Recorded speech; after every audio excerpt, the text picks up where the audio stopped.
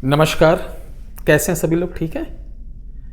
प्यारे दर्शकों, आपने YouTube के माध्यम से, बहुत सारे सोशल मीडिया के माध्यम से देखा होगा, ऐसे ऐसे कुछ साधु संत हैं, ऐसे ऐसे कुछ ज्ञानी लोग हैं जो मंत्रों से और अपनी शक्तियों द्वारा वो ट्रीटमेंट करते हैं। जैसे पथरी निकालना, किसी को लकवा ठीक करना, बीमारी सही करना, चल नहीं पा रहा है, यानी नाना प्रकार की बीमारी वो सही करते हैं। हाँ, ये बात अलग है कि आपको बड़ी बीमारी तो कई बार वहाँ जाना पड़ता है, ऐसा सत्य में होता है। अब तो हम लोग एडवांस कल्चर में जीने लगे। आप पहले देखिए, पहले के ज़माने में झाड़ा लगता था, जिसको बाई हो, गठिया हो, इसका झाड़ा वहाँ पर लगता था। तो क्या लगता था? झाड़ा लगाते थे, बाई झाड़ते थे, गठिया झाड़ा करते थे, पीलिया का झाड़ा आज भी लगता है, सरदर्द का झाड़ा लगता है। तो झाड़ा वाली जो विद्याएं थी वो साबर थी। ध्यान से सुनना, तभी आनंद आएगा और तब आप समझ पाएंगे।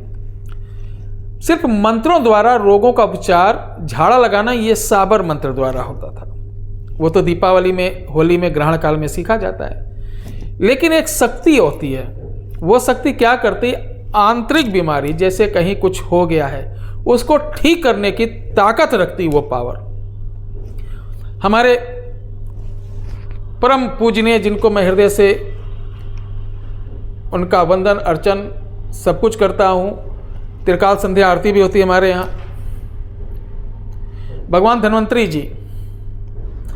धन्वंतरी के बारे में जो बहुत अच्छा जानता होगा उसी को ये विद्या मालूम होगा।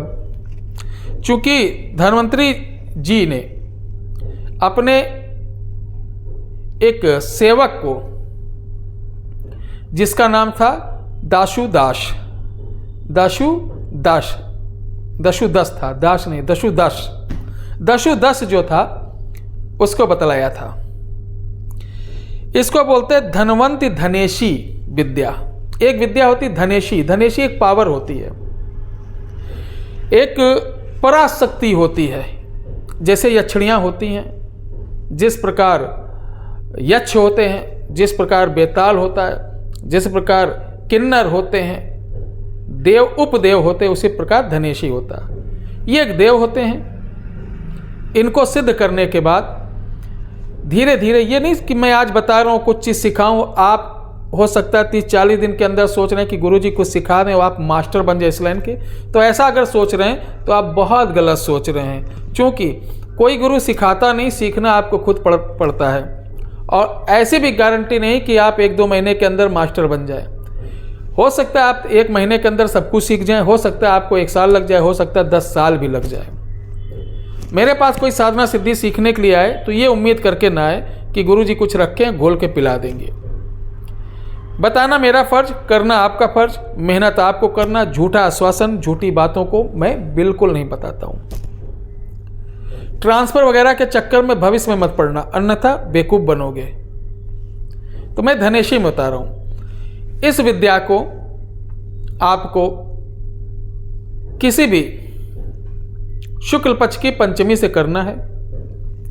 40 दिन करना, बहुत ज्यादा नियम नहीं, मैं सब बताऊंगा आपको। 40 दिन करना है। 40 दिन आप किसी के यहां भोजन नहीं करेंगे और प्रतिदिन 40 दिन में अस्पताल में जाकर या जहाँ रोगी लोगों का ट्रीटमेंट होता है वहाँ जाकर कुछ ना कुछ फ्रूट्स, खाने की चीज़ रोगी को देंगे। एक दान रोगी को प्रतिदिन जाएगा।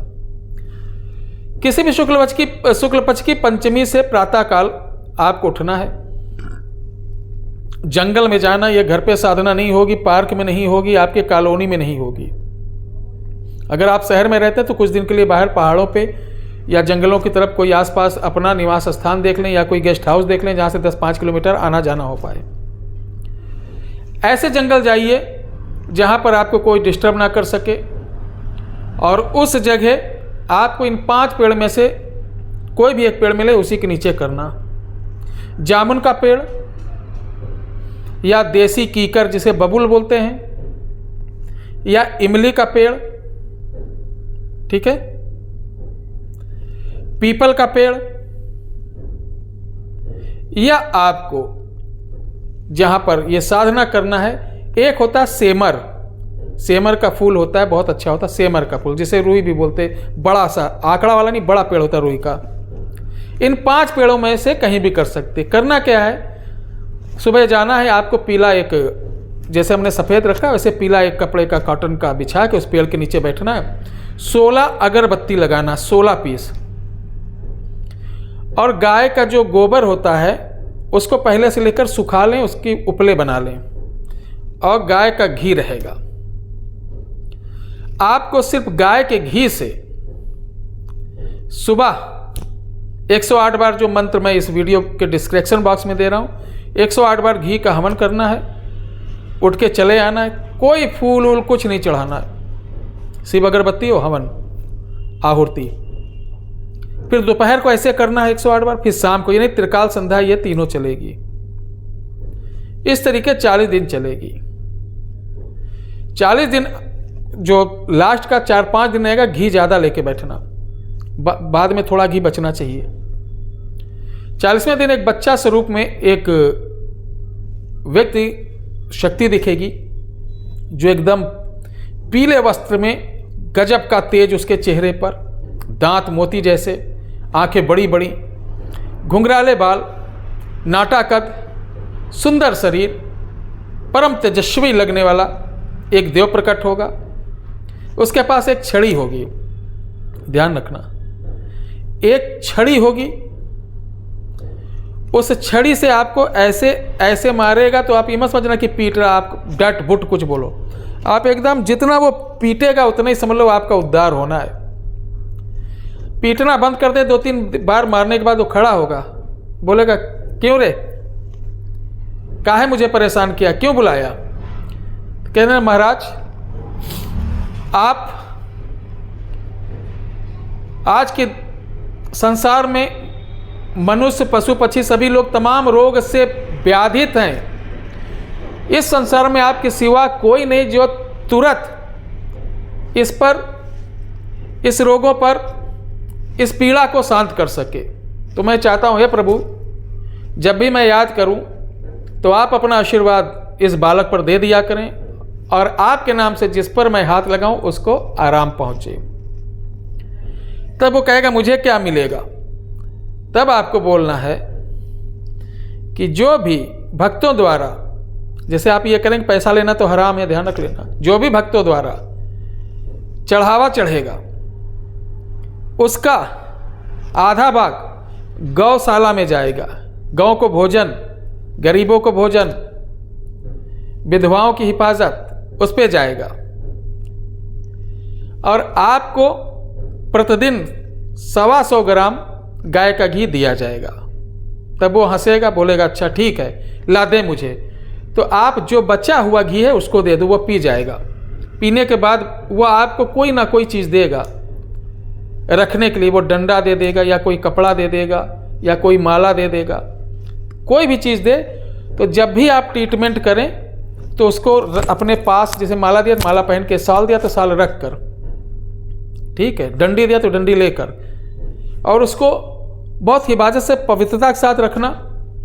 जब भी आप किसी को ठीक करना चाहें, उनका सबसे पहले 16 अगरबत्ती लगाकर घी से 108 बार आहुति देकर, तब आप सुबह से शाम तक का एक नहीं 1000 पेशेंट देखो। उसको कोई बीमारी हो, कुछ बोलो मत, ये बस उसको जो चीज़, अगर जैसे माला दिया तो माला हाथ में ऐसे लिए, पहन लिए, और उसके ऊपर जहाँ बता रहा है ऐसे ऐसे लगा दिए, उनका नाम मंत्र पढ़ते रहिए, लगाते रहिए, ठीक है। आप देखेंगे कि उसको सिर्फ बोलना कि अगर आपको आराम हो तो 2-4 बार आते रहिए। 2-4 बार में, 5 बार में भयंकर से भयंकर बीमारी उसकी दूर हो जाएगी। अब आप पूछें गुरु जी इसमें किसी प्रकार का बंधेज की आवश्यकता है? तो कोई बंधेज की आवश्यकता नहीं, चूंकि देव हैं। देखिए, ये मूर्खता वाला लोग प्रश्न करते हैं कि अपनी चौकी बांध दें। चौकी भूत प्रेत ये सब में बांधा जाता है, ये देव हैं। एकदम सलेंडर कर दो अपने को, आओ भैया अब तुम्हारी मर्जी, मुझे जैसा मानो आप करो, मैं आपका सेवक हूँ, ठीक है, मैं आपका दास हूँ, आपका गुलाम हूँ, जो चाहो वो करो, तुम्हारी मर्जी। जब अपना सबको समर्पित कर दोगे तो वो आपको समर्पित हो जाएंगे। बिल्कुल नहीं डरना है, कोई ऐसी चीज़ नहीं, एकदम साधारण, कोई हा जिन वाला नहीं है जैसा आजकल फिल्मों में दिखाते हैं। एकदम जैसे बालक, जैसे गुरुकुल के बच्चे नहीं होते, गुरुकुल में उसमें देखिए विद्यापीठ के जो बच्चे होते हैं उस तरीके से दिखेंगे। तो इसको करिए, लाभ उठाइए। किसी प्रकार की आवश्यकता हो आप मुझे कॉल सुबह 9 से शाम को 5 बजे के बीच कर सकते हैं। मैं आपकी सेवा में सदैव रहूंगा। बहुत बहुत धन्यवाद। ये वीडियो थोड़ी लंबी हो गई इसलिए चूंकि आपको समझाना था, आपने समय दिया, उसके लिए भगवान आपके परिवार को सदैव सुखी रखें, धन दान से परिपूर्ण रखें, ऐसी कामना करता हूं। जय श्री राम, जय हिंदुस्तान, जय भारत माँ की, जय जय गौ माता की।